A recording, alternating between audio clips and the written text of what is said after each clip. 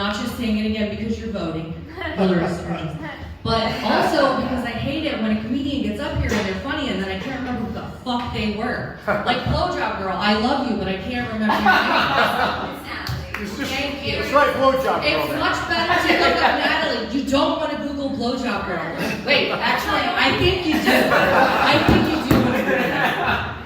But anyway, I'm going to do something that women don't normally do on stage. I'm going to be funny. I know. But the reason that we're not funny is because at one point, your mother sits you down and says, listen, every time you tell a story, you need to stretch it out. You need to make that story as painful as your birth was for me. It's our revenge. It's actually the reason that we have tits. The real reason is just so that you'll listen to us. For a long time, when I was younger, people used to ask me if they were real all the time. It happened regularly to the point that I've gotten in bar fights over the legitimacy of my breasts. That has changed. The other day I got felt up by a drag queen. Don't look at me like that, it was a Tuesday. My life is very relatable. Anyway, as she was giving me a thorough breast exam, she said, and I'll tell you exactly what she said because it is seared into my brain. Because I said, they're real. And she replied, I know. You know? What does that mean? No one tell me, because it'll really hurt my feelings. Anyway, speaking of drag queens, I decided I want to become a comedy queen because I love makeup and attention. So I've been going around to all the funny drag queens in the area and telling them we're on a game show called Who Wants to Be My Drag Mother? So far, no takers. I think it doesn't help that I say things like, drag mother, I love you, but you're dressed like J-Lo for JCPenney tonight. If I said that to my birth mother, she would slap me.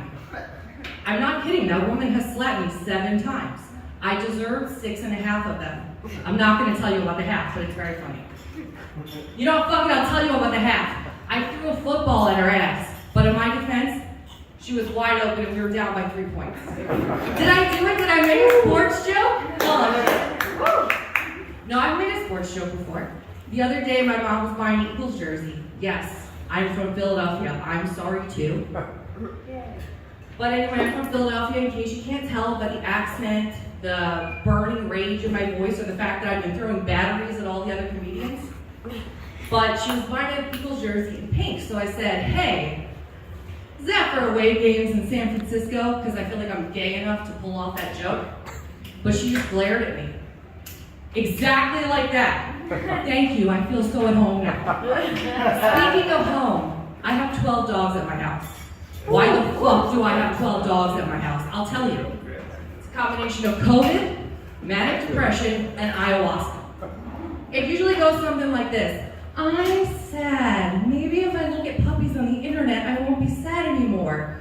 Then I black out, and 3 hours later, there's another fucking dog at my house.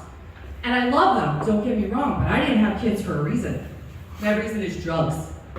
Let's talk about ayahuasca, okay? Does anyone know what that is? Yeah. Cool, this guy knows, but for everybody else, what happens is you go to Peru, and a lovely old shaman takes you by the hand and guides you through the rainforest. You pick up vines from the forest floor, they teach you how to brew a tea.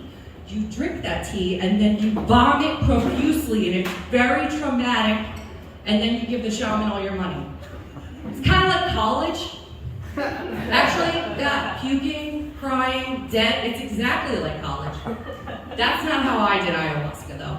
What I did was I became an ordained minister. Because in the US, it's legal to brew it as long as you're ordained. As long as it's a religious ceremony. So now everything I do is a religious ceremony. You've all been blessed. Anyway, I got the vines online, I brewed them in an Instant Pot. In a fucking Instant Pot. That's the whitest shit anyone's ever done. Looking around, you all have done some white shit, but I think I win.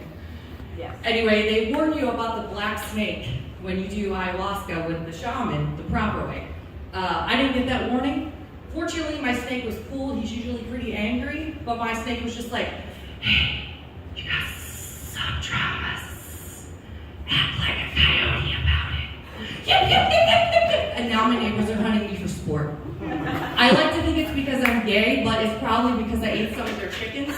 Anyway, I've been Henry Sturgis. You've been drunk, probably, because you've been laughing and this has just been a cry for help.